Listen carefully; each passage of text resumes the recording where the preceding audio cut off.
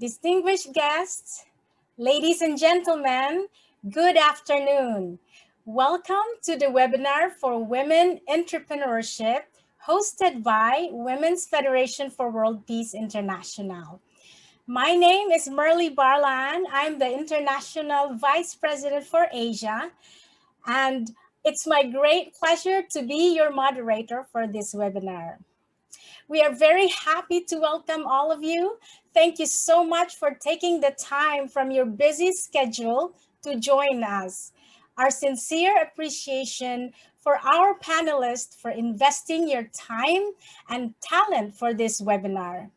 We are honored and blessed to be graced by the presence of these outstanding women leaders and trailblazers in the field of entrepreneurship.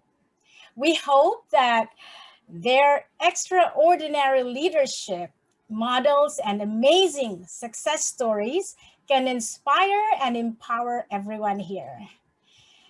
Before we officially start, I'd like to give you a bit of background about WFWPI. Women's Federation for World Peace International was founded in 1992. We are an NGO in general consultative status with the United Nations Economic and Social Council, ECOSOC, and is active in more than 120 countries throughout the world.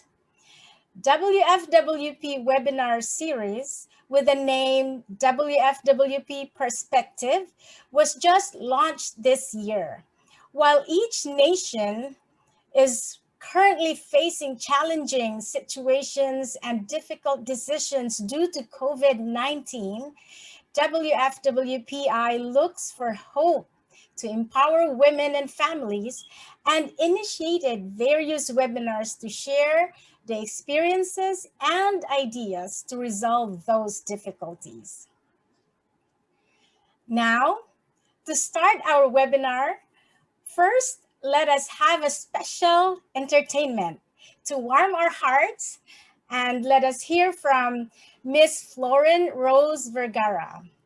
Miss Vergara is a well-known singer from Bohol, Philippines, and a good friend of Women's Federation for World Peace. She is a grand champion and winner at the Sandugo Song Festival in 2014. She regularly performs in national events in the Philippines. Recently, she is working as a voice instructor at Einstein Center for Modern Education and a choir member at Chill Pitch and Rhapsodia Vocal Ensemble. Miss Vergara will perform two songs for us today. One is Imagine by John Lennon, and the second one entitled I Was Here by Beyonce. Ladies and gentlemen, let us welcome Miss Florin Rose Vergara. Please enjoy.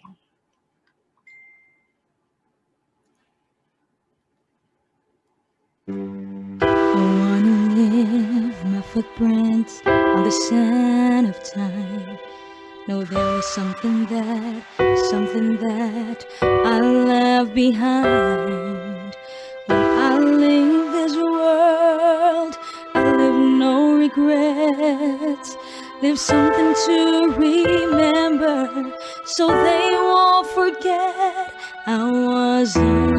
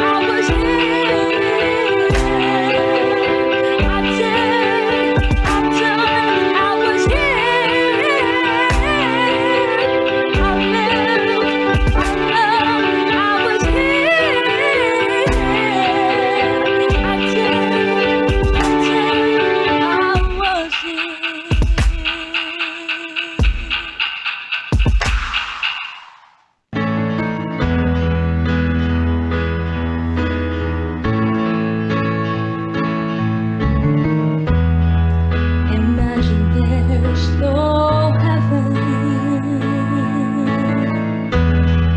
It's easy if you try. No hell below us. Above is only sky. Imagine all the people living for today. Ooh. Imagine there's no country. It isn't hard to do. Nothing to kill or die for, and no religion too. Imagine all the people living life in peace. You may say I'm a dreamer, but I'm not the only one. I hope someday you'll join us, and the world will be as one. Imagine no possessions.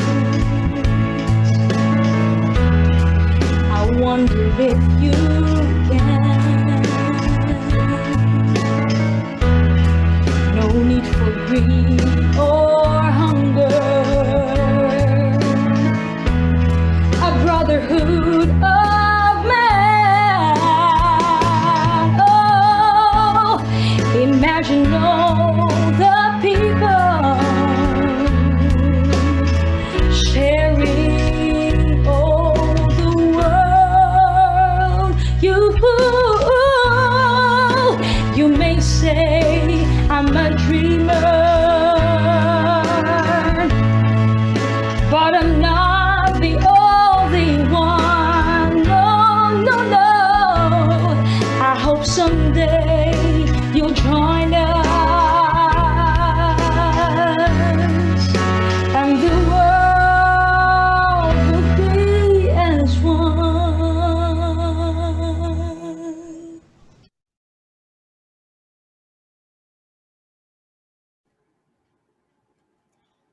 Wow, that was so beautiful. Thank you so much, Miss Florin, for that beautiful, powerful performance. Beautiful. At this time, we want to give our panelists an opportunity to share to us their ideas of leadership paradigms and success stories in the field of women entrepreneurship. Self-employment has been blossoming over the past decade. WFWP would like to introduce 4 women entrepreneurs worldwide who evaluated their ideas for successful business. Panelists will present their best practices, successes, and the decision-making processes that have contributed to effectively tackling the enormous crisis in their diverse areas of responsibilities. Our first speaker is Ms. Dalarich Polot. Ms. Polot is a multi-awarded young entrepreneur, the co-founder and CEO of a social enterprise called Ginto Fine Chocolates Corporation, who makes artisan bean-to-bar chocolates, and the manager of Dalarich Food Products in Bohol, Philippines. She is dubbed by the media in the Philippines as Bohol's Chocolate Princess. Dear friends and colleagues, let us welcome Miss Dalarich Polot.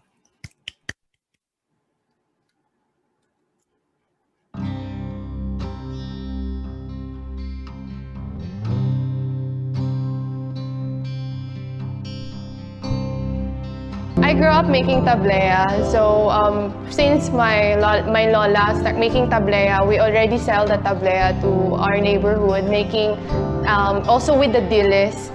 And then si mama yung get the recipe from my nanay. And then also I'm helping my mama to make tablea. What inspired me to innovate from tablea to chocolate because of the farmers, because they really work hard for their farm, and also they need to see the value of what they planted. That's why I got also a lot of sales for the chocolate, not only locally but to also export market. So from that, I can also give them more income and also inspire them, other farmers, to plant more cacao. Pag-abot ni Dala, na-realize na mo nga may gold sa among backyard. Kay kining mga cacao ginahimo og artisan chocolates para sa world market. So kami mga farmers, nalipay gyud maayo kay dako magkayo og tabang si Dala, kay dako man ang iyang palit sa among mga produkto. In Bohol, cacao tree is just normal at the back of each household. So we don't value that much because we just get the cacao and make tablea out of it for personal consumption. Really, every tourist asks like, where's the chocolate in the chocolate hills? So actually, there's a chocolate around the chocolate hills. There's cacao trees around the chocolate hills. So that's our dream, to be known really in as Bohol with the world's finest chocolate. Last year, we exhibited in Salon de Chocolat Paris. That's the world's largest chocolate show. So we're able to sell the tablea and the chocolate there. So when I went home, I was telling the farmers all the chocolates were sold out, and it's not my chocolate, it's their chocolate. Another dream is to really build a bigger factory. So last September 8, 2017, we built this bigger production and bigger also display where people can see how our chocolates were made, and also they can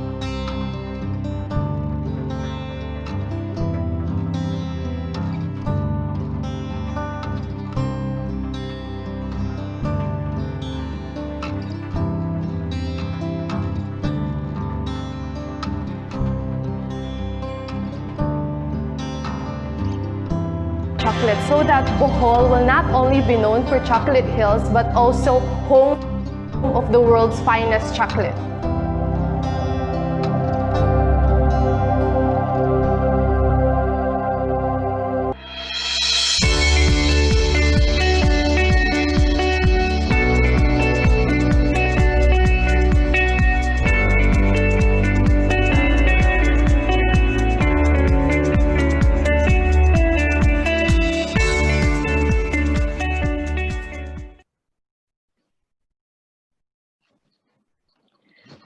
Hello everyone, good morning, good afternoon, good evening in the Philippines. My name is Dalarich Polot. I'm actually speaking all the way from the island of the Chocolate Hills, Bohol, the Philippines. I want to start my presentation with these pictures. Hold on, I want to share my screen first.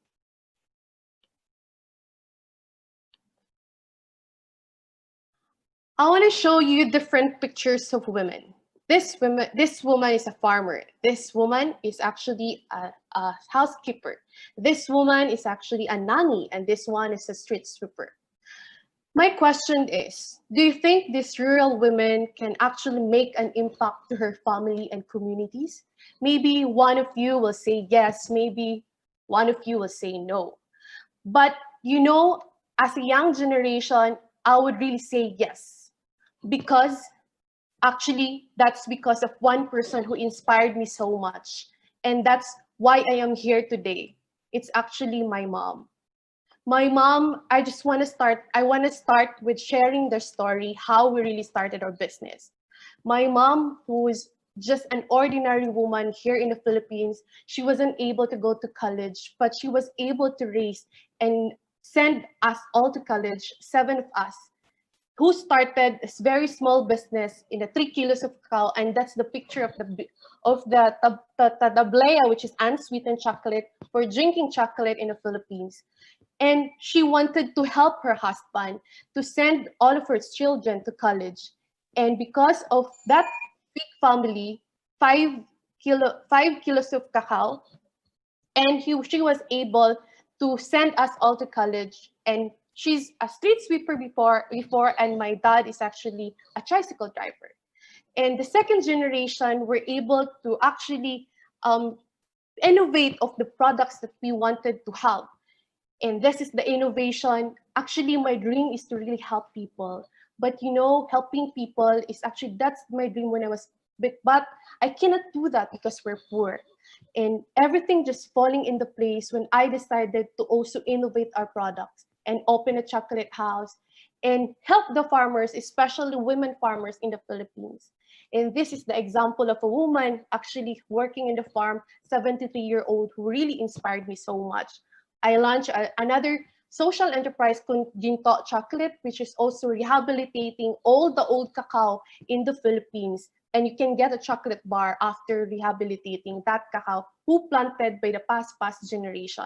As of 2020, we're able to help 790 families in 16 towns and 3,155 cacao trees.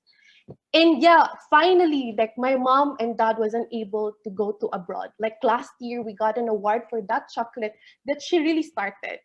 And we were able to go to London. For the first time, my mom were able to ride an airplane. That pandemic didn't stop us. We were able to help also people here in the province, especially those people who were losing their jobs. And we're able to like do programs, community programs here.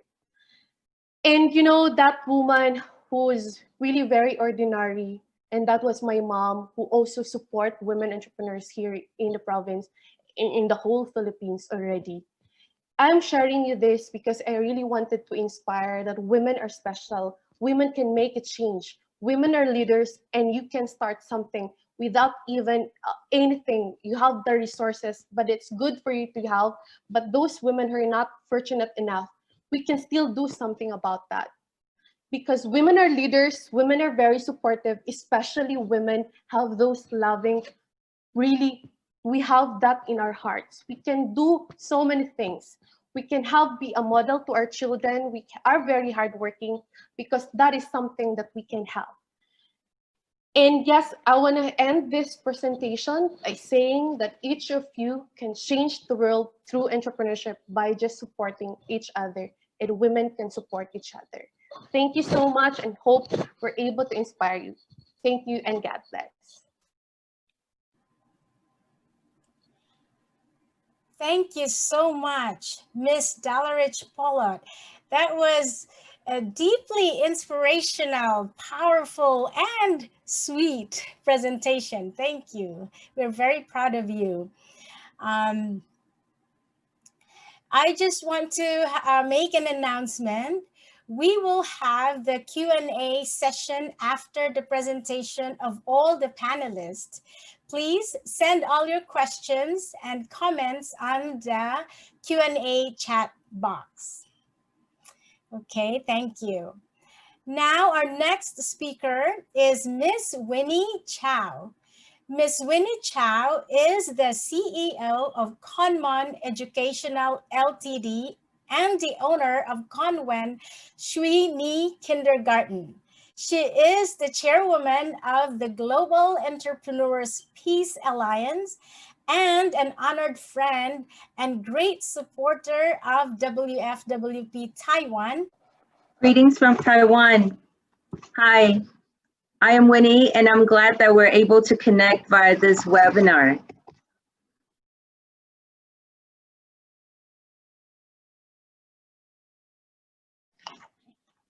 Our potential abilities are beyond our imaginations. However, it is our imaginations which often restrict our potential abilities.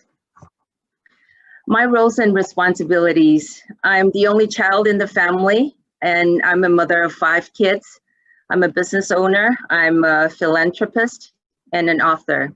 So I juggle many balls every day, and I ask myself, what is my role? And what are my values? What do I believe in? And what do I do? Why do I do what I do? In this presentation, I would like to focus on sharing what we have done during this pandemic period for our Kumon students in our centers in Taiwan.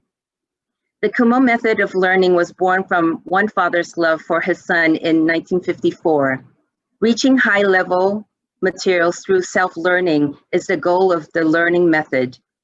Kumon is an after-school enrichment program, and there are two core programs, namely Kumon Math and Kumon Language Program.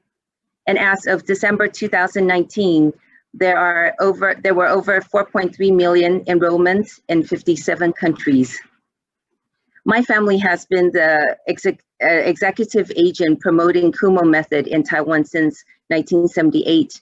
I was the first Kumon student in Taiwan, and now I have become the second generation promoter and a very dedicated advocate for this proven learning program. During Chinese New Year, we found out that there's an outbreak of COVID-19, and we very immediately set up an emergency response team. And that team was responsible to collect and share information and news on the outbreak of the COVID-19. We contacted our vendors for supplies immediately. We create precaution measures which needed to be implemented. We confirm our communication channels with all our instructors, our staff, and parents to ensure good information flow and to make sure everyone understood why and how. We also identify strategies and action plans. From my personal experience, I understood how fearful one could be facing the unknown. I was pregnant with my first child, Sabrina, in 2003, when there was an outbreak of SARS. So I remembered I was so worried for the health of myself and my baby. So one could easily lose focus when faced with the unknown and threats. So the ultimate goal was to make sure students would continue their studies with Kumon. So our first and utmost priority was to calm the minds and calm the hearts of our employees and instructors. Before anyone could deliver the service or take actions, one has to feel and know that they are safe and protected. The next step was to make sure that all Kumon centers were clean and safe for students to go to. We reinforced strict enforcement of collecting all health declaration forms. We reduced the number of students in every class. We make sure the seating arrangements were done properly, so we had the proper social distancing and also communication with parents. We needed to make sure parents knew all these actions that we took and why we have those rules and regulations in place. So open and frequent communication between the parents, instructors, and the company were crucial to making sure that we work together to support the students to continue their studies with the program and to continue to progress during this period. There were also risk management actions that we took. For instance, setting up 3 other distribution centers in 3 different cities, preparing students' materials just in case there was a shutdown, confirmation of networking and flows.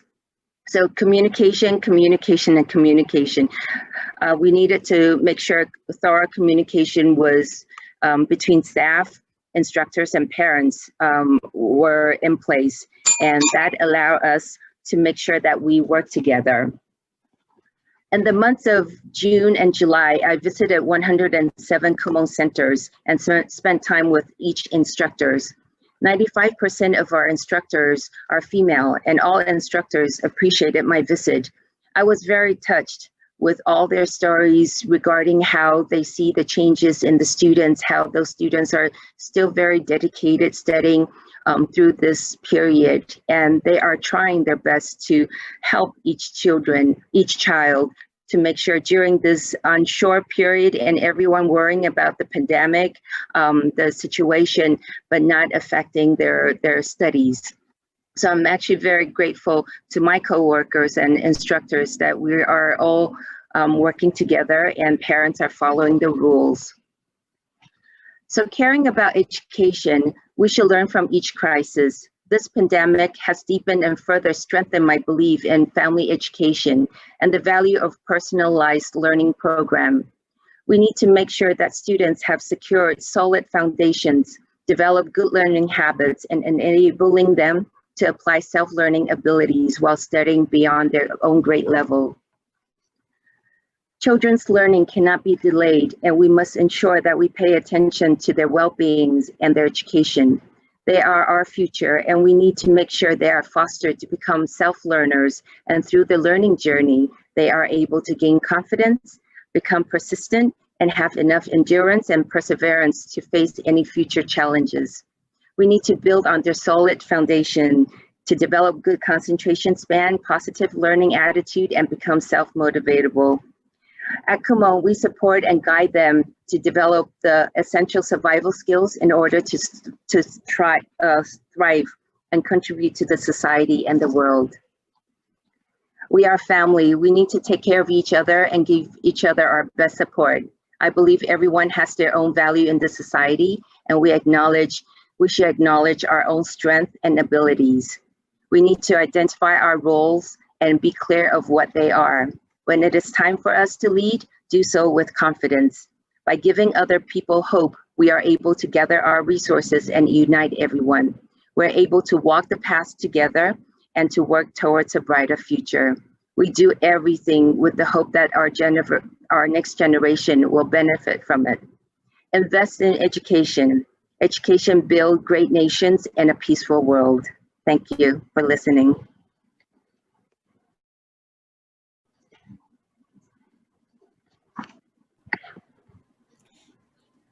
Thank you so much, Ms. Chow, for your very helpful and hopeful presentation. Kudos to your hard work. Thank you. Our third speaker is Ms. Dina Bennett. Ms. Bennett is the founder and director of International Consultants for Entrepreneurship and Enterprise, and the global lead for enterprise development. She works at both policy and practice levels internationally. She is a firm believer that social capital is the key to personal and professional development. She works in partnership with agencies such as the United Nations, EBRD, International Labour Organization, and the British Council. Currently, she is co-chair of Task Force 7 and of Task Force 7 of the Think 20, T20, the Research and Policy Network to the G20 under the Japanese and the Saudi presidency. Ms. Bennett was awarded a Queen's Award for Enterprise Promotion in 2005 and an OBE for service to women's entrepreneurship in 2011. She was made an honorary fellow of the UK Institute of Enterprise and Entrepreneurs in 2016. Let us welcome Ms. Dina Bennett. Melly, thank you so much for that lovely introduction. It really is such an honour to be here today, so thank you so much for inviting me. As Melly said, I run my own business, and my business is very much around helping other small businesses, but also helping those who support them, including policymakers and business support providers. I'm often asked, why should we focus on women when we talk about small business and entrepreneurship? And I'm glad I'm asked that question because it's really important. It's such an economic imperative. The world is waking up to the fact that small is beautiful and that small businesses add so much to the economy, but actually getting more and more women involved in small business and entrepreneurship is critical for long-term economic growth. Wherever I work in the world, we see that women are greatly underrepresented in so many spheres, but also in setting up and running, but also scaling small businesses. But also we need to understand that women are not the same as men when they're thinking of setting up businesses and running them. They have different experiences. All the research that's been done over many, many years have shown that women have different motivation, they have less resources, and the incubation period from having an inkling of an idea to start a business to fully starting that business does take longer, because women have so many other responsibilities at times that they need to focus on, and they can't devote that to their business. Why women? Again, we see that women's business productivity is often hampered the world over by legislation, regulations, and other administrative barriers. I do a lot of work helping governments look at gender-sensitive policy reform, because policy is often made through the lens of men with little understanding, A, of small businesses, but B, of women running small businesses. And one of the key issues that we always try and call for is disaggregated data. If we're not setting targets, we're not measuring it, but when we don't have the correct data, looking at both men and women, we are not going to solve these problems at all. What are the barriers? Well, we see these 4 key barriers the world over, and then we see 1 or 2 or 3 contextual ones depending on where we are working. Access to finance, always an issue. Women have a fragmented credit history, often being out of work or not generating income because they are having children. Care and domestic responsibilities. It's not just childcare, it's elder care now. And we are seeing many days lost to the economy and focusing on business because women are bearing that burden of care and domestic responsibilities. Often women have lack of training in business skills because they've not been on any database to actually be given that information or be informed of what training is actually available to them. But I think some of the most dangerous barriers are these perceptual barriers of credibility. Because we have so few role models sometimes in different sectors, people think, oh, you're a woman, you can't possibly be doing that, particularly in this sector of technology, for example. But also sometimes women do feel without those role models, if they can't do it, how on earth can I? And therefore, the development of role models is extremely important. For 40, 50 years, this framework developed by Gibb and Ritchie talk about various success ingredients for starting a small business. And these ingredients come in different quantities when a woman or a man indeed is thinking of starting a business. We need the motivation, and we talk about these push or pull factors. Sometimes women have no choice but to actually set up something to generate income because they have no other income available. Sometimes there are women that say, I just don't want to work for anybody else. Or it could be a woman with a disability that has to do something for herself because she couldn't work in a mainstream organisation. What sort of skills and abilities do people have? What resources are available? And it's not just resources in terms of finance, it could be people, it could be stock. But I think most importantly is the idea they have in relation to the market. Who else is doing what they're doing? What is the competition doing? So 4 ingredients for success. We work with many, many women and men around the world to see what they have in order to start, because so much money can be lost if you actually start with the lack of these ingredients. I think it's really important when we talk about business support for women that we recognise that women are not a homogeneous group. This diagram I use quite a lot. This person is saying to these animals, to ensure a fair selection, you all get the same test. You must all climb that tree. But we know that's not going to work. So we must recognise the heterogeneity of women who are thinking of starting and growing businesses.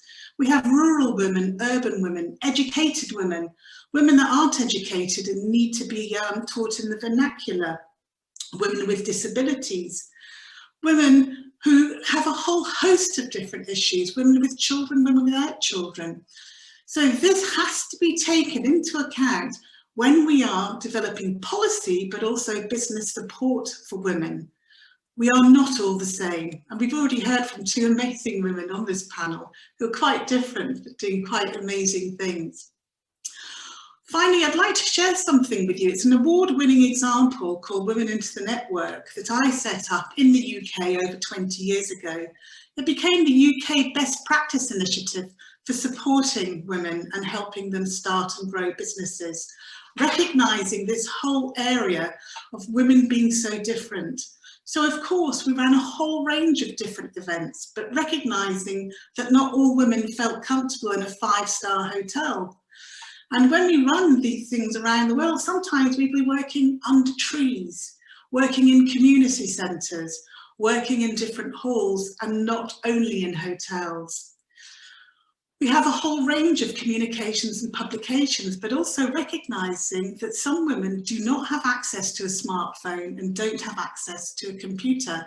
So we would send messages home via school children to their mothers, who maybe were thinking, I don't know what to do next, but I'd like to think about generating income. Role models, as I mentioned earlier, incredibly important. So we developed hundreds and thousands of different role models of women from different backgrounds, women setting up business in different sectors, demonstrating that there's no one route into starting up a business. And sometimes if you have a role model that's too big, a woman can look at that woman and think, oh my goodness, she's so successful. I don't think I'm ever going to be able to aspire for that. So we promote women at different levels of their journey as well, and from business backgrounds. I've already mentioned segmentation, but also sectoral initiatives. Women have different needs, whether they're in the care sector, the tech sector, or the hospitality sector, for example. So we actually run very focused initiatives focusing on lots of different sectors. Research is very, very important. I've already mentioned gender disaggregated data. Everything we did, we wrote up. Everything we did, we measured. We talked about the challenges, we talked about the successes that women have, but we also talked about the failures, because I think sometimes when we talk about entrepreneurship, it's very important to recognise that entrepreneurs learn from their failure as well as success, and failing isn't always a bad thing, as long as it's not too painful. We recognised that there were so many other initiatives going on in the UK, going on internationally, that we would actually signpost women to all the other events that were appropriate to their needs, either sectorally or geographically. We also ran a whole series of mentoring programs, which is very important, and I'm currently running one with Libyan women. Mentoring is incredibly important because it really helps women to give them a sounding board by other women, and sometimes other men as well, who have gone along that journey before them, to help them sort of talk through some of the issues that they're facing. I'm hearing quite a lot now, and I think it's quite important. It's not just about mentoring, it's also about the term sponsorship. And research has shown that if you have had a mentor who's also sponsored you, and I don't mean give money to, but literally take you by the hand and introduce you and say, this is a woman that I'm working with, and I think you might be able to help. And finally, dissemination of everything that we do in terms of learning. I would like to say to you, there are so many people that I say could be naysayers. Oh, you can't do this. And we've talked about this barrier of perception of credibility. And I will say to all of you women who are listening to this, who think you'd like to start a business, good self-talk is to say, I can, and of course you can, and I wish you every success. Thank you very much for listening, and I look forward to any questions. Thank you very much, Ms. Bennett, for your educational and empowering presentation. Those are really important and valuable support materials for small business owners. Now, I have a friendly reminder that we will have our Q&A session after all the panelists have given their presentation. Please send all your questions and comments on the Q&A chat box at the bottom of your screen. Now, I'd like to present to you our last but not the least speaker, Ms. Audra Haj. Ms. Audra Haj is the CEO of Angel Investors Network. AIN has been the facilitator in launching and reconstructing over 10,000 companies since 1997. She raised over 380 million for their clients and taken 71 companies public with her team in 3 locations domestically and 4 abroad. AIN builds better businesses for investors to invest in by utilizing systems, automation, and proven methodologies to launch, build, and scale companies. She is a sought-after speaker, leading economic change through systematization, technology for implementation, and accountability. Let us welcome Ms. Audra Haj. Wow.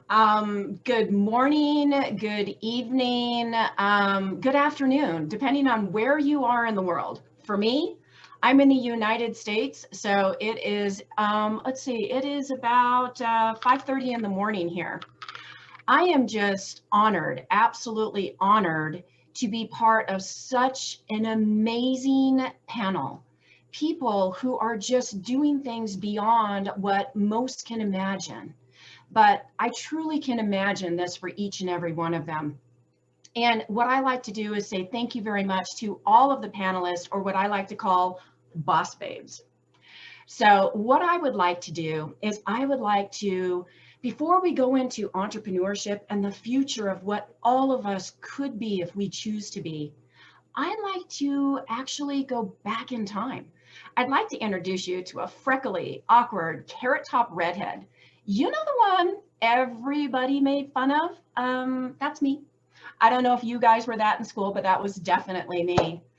On top of all of that, I also was the new kid in school all the time.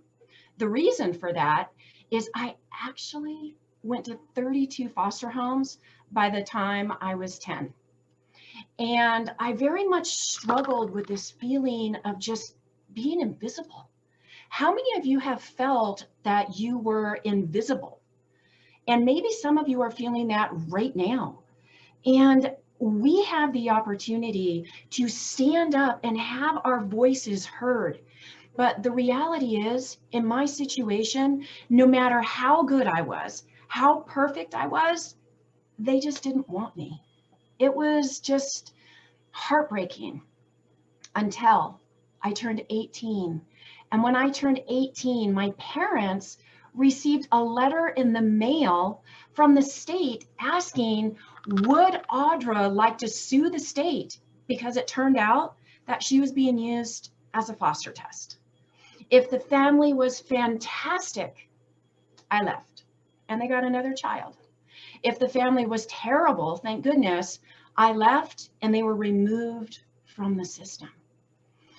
But imagine how I felt that every single time that I went into these homes, I was absolutely trying to be the perfect child.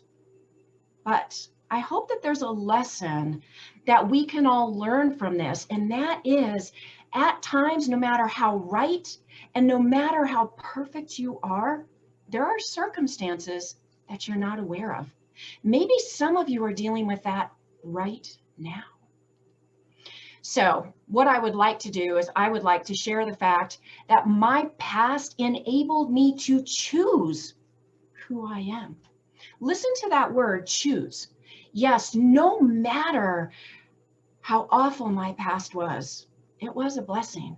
No matter what you've struggled with in the past, you have a choice. So who am I today? Well, I am the CEO of Angel Investors Network. I created my path of impact from my life experiences, which was to create legacies and businesses for others. I became the ambassador of change, as you can imagine, going through all those different homes and cultures and getting to know everybody again and again. I have over 300 employees, offices globally, 3 in the United States, 4 abroad, and I am the proud mother of 2 amazing boys. My definition of freedom, grab a paper, please. My definition of freedom, I am 100% accountable for all of my decisions. I don't blame my past, where I grew up, my family, my school, the opportunities I did or didn't have. I am here and I have the courage to make decisions with the information in front of me. My opinion, the only bad decision is no decision. So if the outcome wasn't as I expected, then I look at the new data and I make the next right decision based on that information. I have to ask you guys a question. Do you believe in energy? Come on. Okay. Think about it this way. Have you ever walked into a room and you didn't hear an argument, but you felt that there was something there? The biggest lesson taught by one of my grandmothers in my home was, if you want to live the absolute happiest life possible, make 3 random people smile before you go back to your home. Well, 3 became 12, became 24, became every single person I encountered. The energy around me is something people comment to me about all the time. You can control your circle and your energy. Even in a world that looks like this, a world that is just, what is going on? Social distancing, politics, homeschooling, the list goes on and on and on. But we can, through entrepreneurship, reboot our economy and stabilize our households. You know, I love what Tony Robbins said, and he said, every problem is a gift. Without problems, we would not grow. So I would like to show you that it is absolutely possible to succeed in hard economic times. Let's start with Heinz. I'm sure you've got something or one of his products in your pantry somewhere. The journey of him is phenomenal.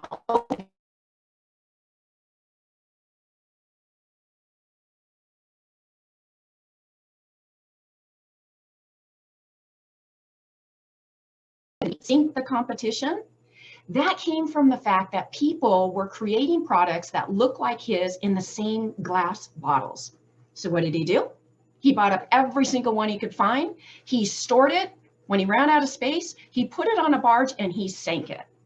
Something you might not know about Heinz. He actually was the first one to have electricity, and he, not the automotive industry, was the first to have an assembly line. Now, chocolate. We're all women here. Chocolate, chocolate, chocolate. Do you know the story behind him? 4th grade education, failed 3 times. He had 1,400 employees, but this is where I get goosebumps. He actually opened a town and established a recreational park before he even had the recipe for milk chocolate. It's time for you to be an innovator.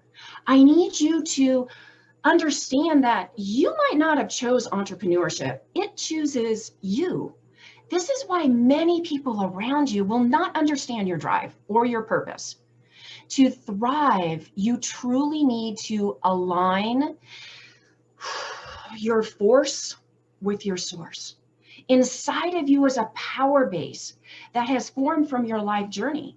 Your purpose is simple: to live the highest, truest expression of yourself. You are absolutely here for a reason.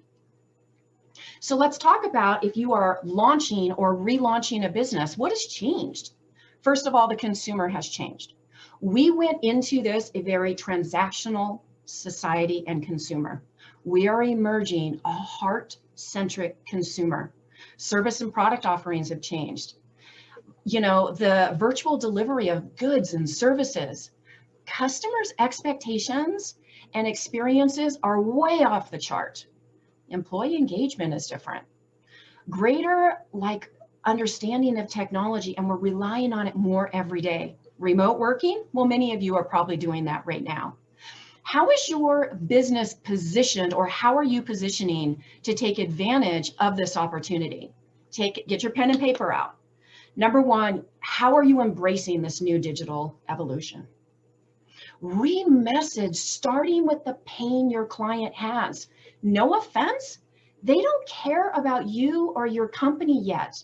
They want to know you understand their pain. So talk about the pain, show them how you have the solution, and their instinct's going to be like, wow, how do I get to know this person? How do they know me?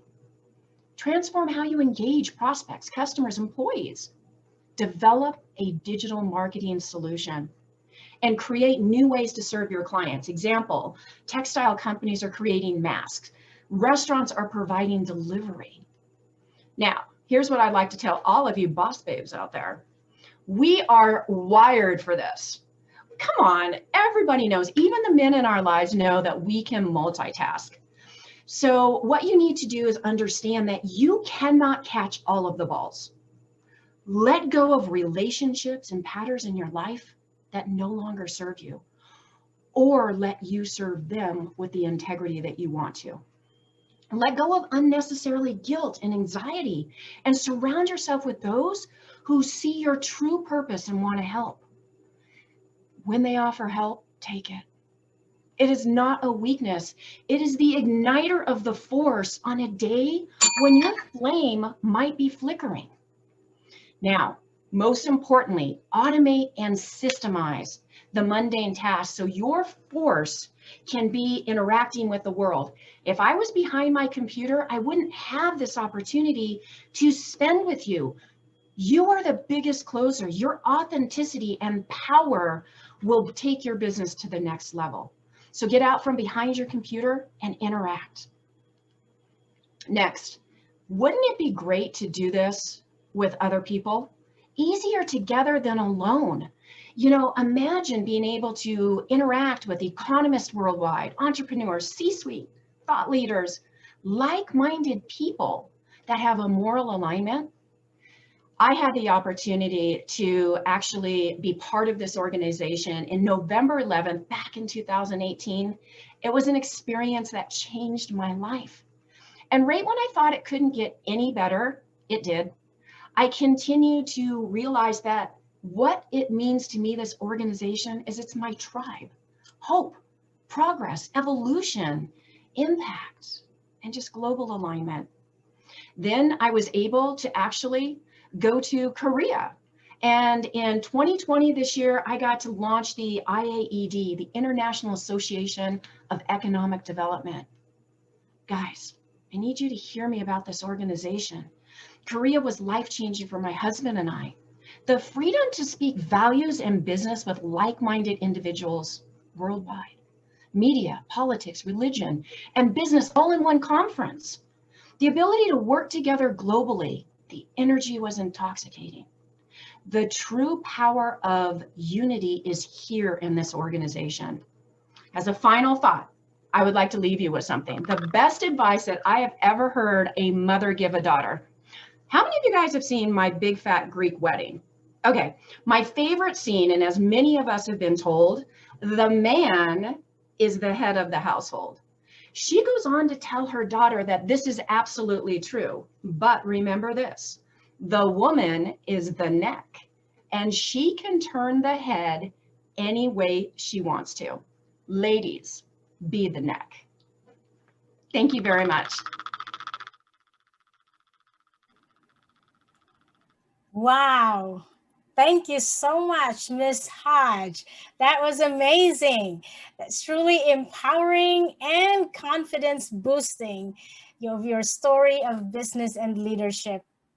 Actually, all those panelist presentations, those are essential tools we need as NGOs and in managing our livelihood projects. It's not just for business women, but for our livelihood projects. Thank you so much. Such valuable and inspirational ideas and strategies you have shared to us today. You have imparted very important contributions in educating and empowering the women worldwide. Ladies and gentlemen, let us give our distinguished panelists another big round of applause. Thank you. Kudos to you all. At this point, finally, we will have our Q&A session. Thank you for sending all those questions. lots of questions coming in. And unfortunately, we will only be able to read maybe 4 or 5. Hopefully we get more. We can accommodate more questions. And kind reminder to our panelists, due to the time limitation, please limit your answer to 2 minutes to give a chance for other panelists to answer questions. Okay, the first question goes to for Miss Delarich Polot. Okay. Okay, it's from Miss Alisa Abigail Gabor from Philippines. Hello, Miss Delarich. How are you able to operate your chocolate business even in the midst of this pandemic? I was inspired by your journey, by the way. God bless. Yeah. Hello, Miss Eliza. Thank you for that question. Actually, I want to share you this, like this pandemic time, everyone is really struggling. But I think the best thing that you can really go into is to really ask your why. Why are you doing this? When we had that struggle, when the lockdown started, actually my parents and my family started to do what we can do. But instead of like looking into what we can do and improve our business, we actually wanted to help people who lose their jobs and our employees as well. But you know what we do? We focus on the digital, and mostly people really are actually like they're doing that on the offline, but we're doing that on the digital world. So everything is free here in the world right now because we're in the new normal. So we just need to go out there and, we use the resources that we have online. Thank you. Hope I was able to answer your question. Thank you. Thank you. Thank you very much. Okay, the next question is for Miss Winnie Chow. The question is from Ghana, Africa, from Martha White, WFWP President of Ghana, Africa. How can we get in touch with your institution? I get started a school and I would like to know more about this method of learning. Winnie?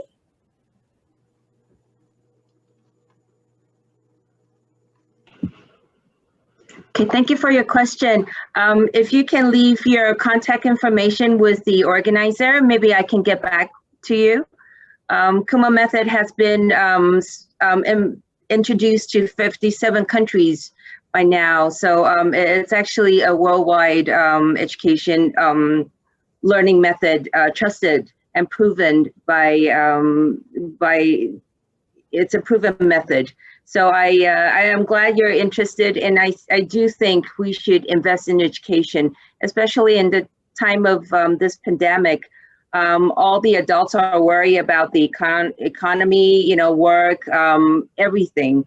But I think kids, if we could just go home and hug our kids to really care for them, I think that would be wonderful. But yes, please leave your message, your information, and maybe I can get back to you. Thank you. Great. Thank you very much, Winnie.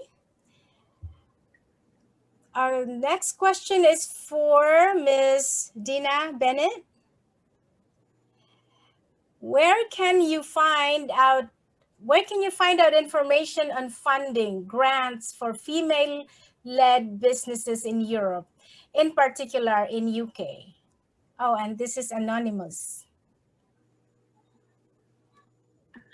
A great question, and becoming increasingly harder in the UK because of Brexit now. We got a lot of our funding from Europe. So it depends where you are and what sector you're in. There are lots of different regional organisations that do have funds and grants available. There's organisations such as Scottish Enterprise. You could contact some of the Welsh government agencies, but also the local enterprise partnerships, which are responsible for defraying funds. But to be honest, if you Google, it depends what you're looking for, what sector you're in. Is it a research and development grant? Is it a grant for growth? Is it something in a specific sector?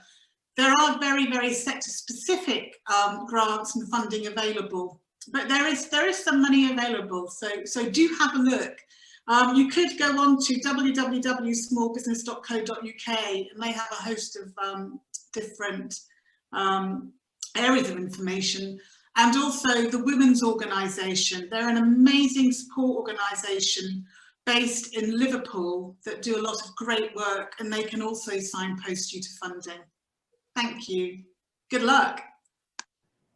Thank you, Ms. Bennett. Okay, we actually have more questions, but this one is for Audra Hodge.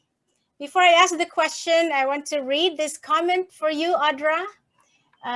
Miss Audra Hodge, your energy makes one feels like jumping off the seat. Do you have a website?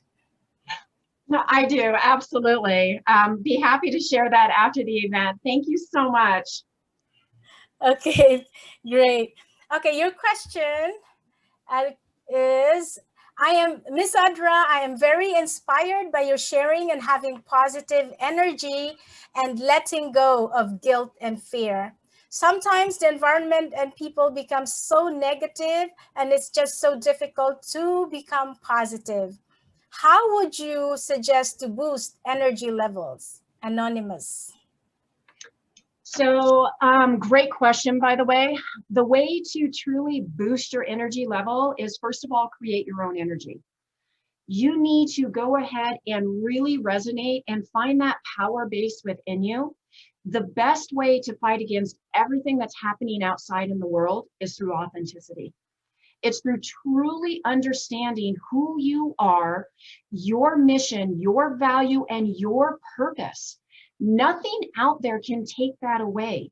You know what? I would challenge you to be a little bit selfish in this very moment. And that is, don't give up your control. Hold it so tight and so firm in everything you breathe, you see, you feel, the words that come out of your mouth. More importantly, what goes into your mind, what you're looking at, what you're hearing.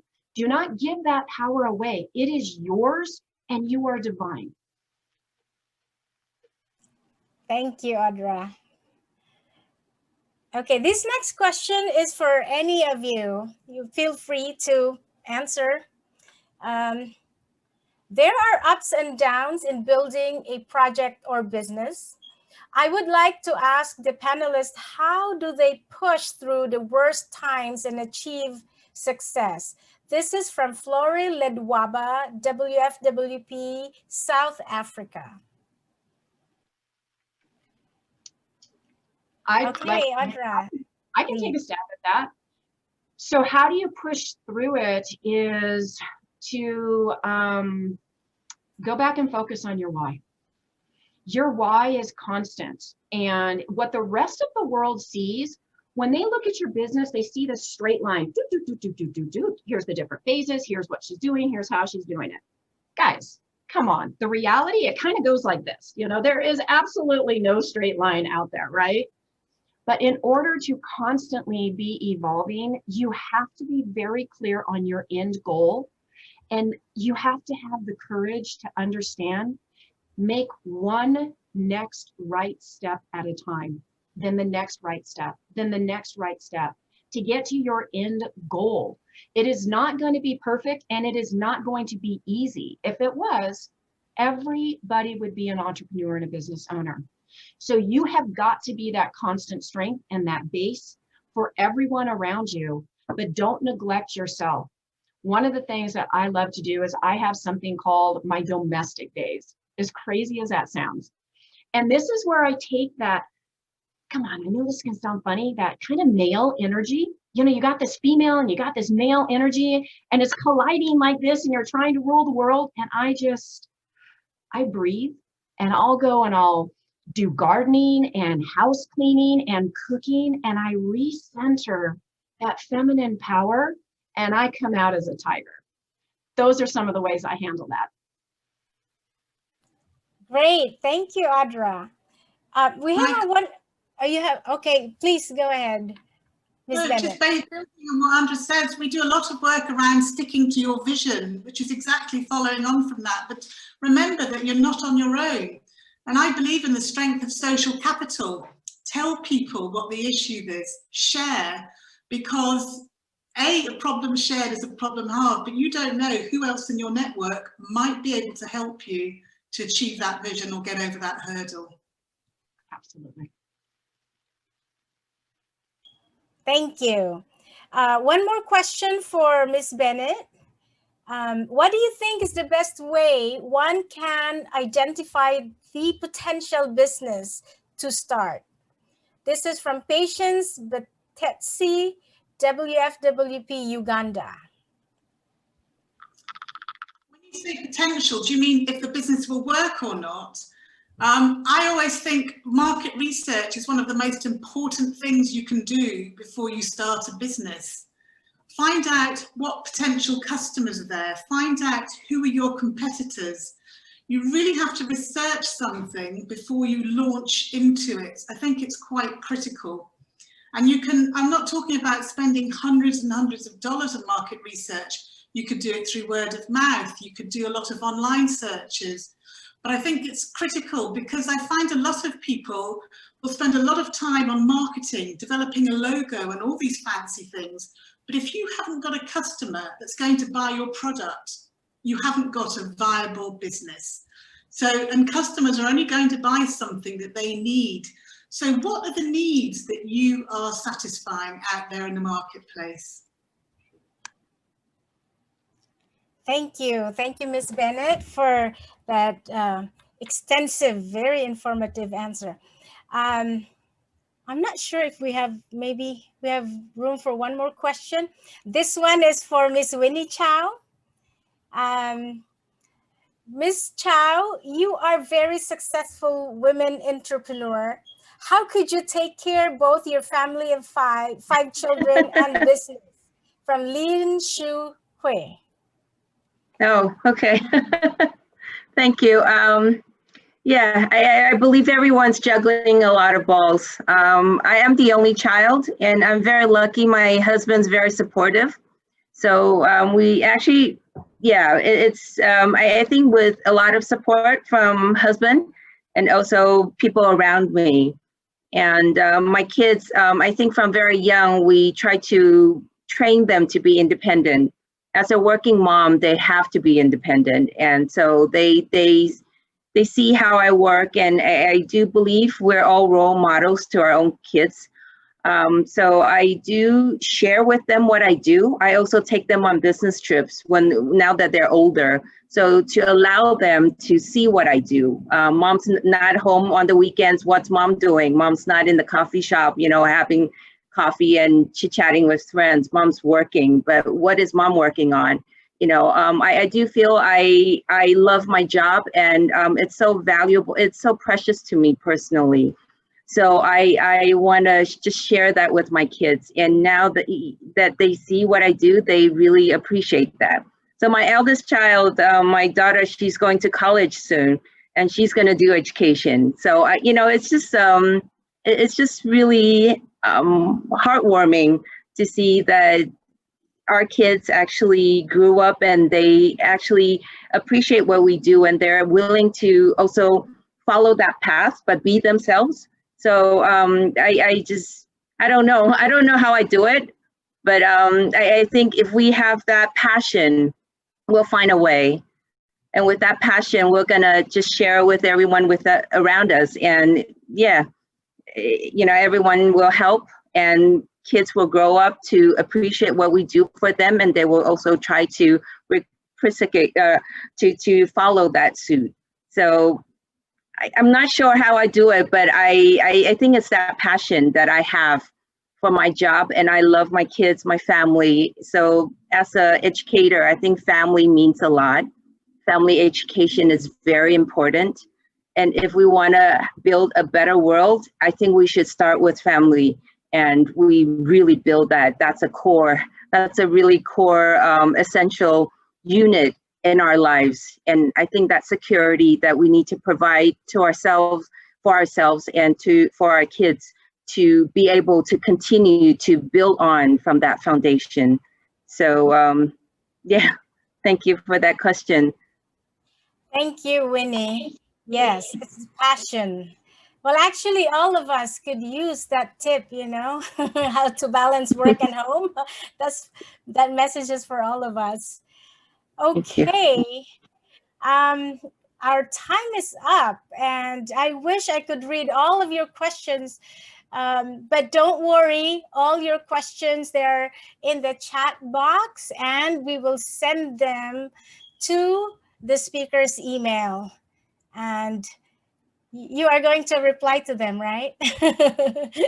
Okay. So I would like to close the Q&A session. And don't worry, we will put together all those questions. And we want to put together time for the speakers to be able to answer your questions after the webinar. Thank you very much, distinguished panelists and participants. It's been such an enriching session. This concludes WFWP's webinar on women entrepreneurship. I have an announcement to make. We are inviting you all to another educational and inspiring session of our WFWP Leaders Assembly 2020. It is a webinar on peace and reconciliation in conflict zones. It will be tomorrow at 6 p.m. Korea time. I hope to see you there. We look forward to getting to know all of you and to working with you and create a lasting peace in the world. I invite you to visit our WFWP homepage to know more about our organization. Thank you very much. This is Merly Barlan. It's been my utmost pleasure to be of service to everyone and to this webinar. Have a wonderful day, everyone, and God bless. Thank you. Thank you, everyone. Bye.